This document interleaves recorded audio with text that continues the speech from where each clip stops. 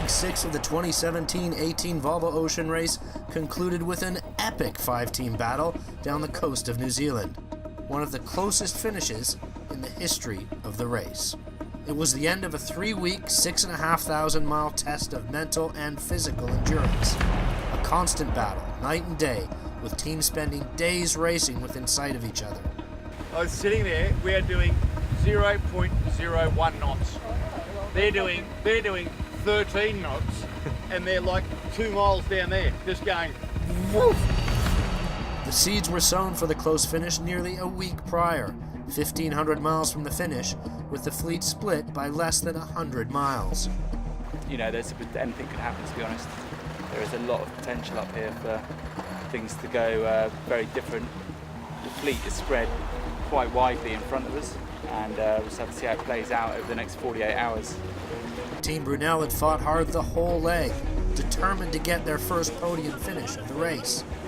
But for several days, the Dutch flag team had been losing miles on the lead trio, and they elected to go into stealth mode to cloak their position in an attempt to hide their losses from the other boats.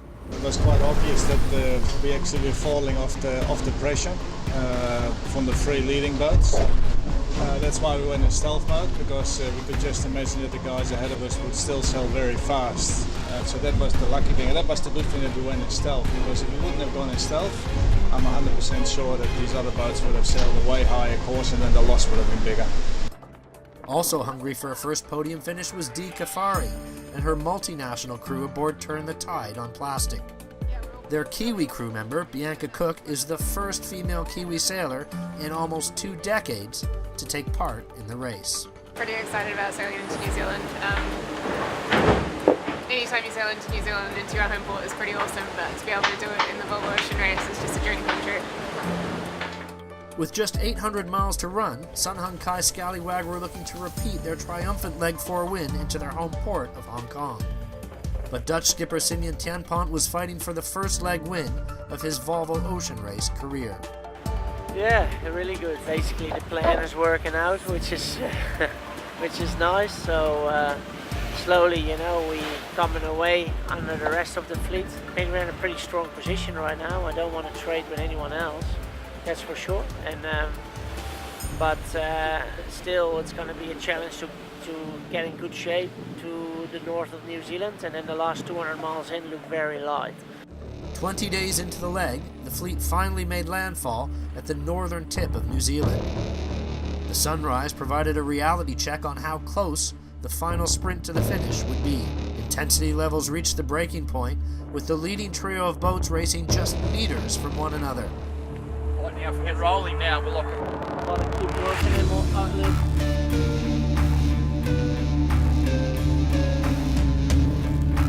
It's a lot tighter than we hoped for and expected. While behind, Mapfre and Dongfeng were chewing up the deficit mile by mile and bringing stronger winds with them. White one's 100% turn the tide, I can see the writing on the sails. This was our first good opportunity to really get past them before we get up here into more pressure, so we're pretty excited right now that we've got them on our stern. In the early hours finish in Auckland, Simeon Tienpont and Team AkzoNobel took a historic leg win, finishing just 2 minutes ahead of Sun Hung Kai Scallywag. Kiwi natives Brad Ferrand and Justin Ferris led the winning team into their home port of Auckland. This is awesome. This is what everyone dreams of. You've been asking for days now what it's going to be like. Really cool feeling. Look at all the people at 2 o'clock in the morning. Incredible. Bloody awesome.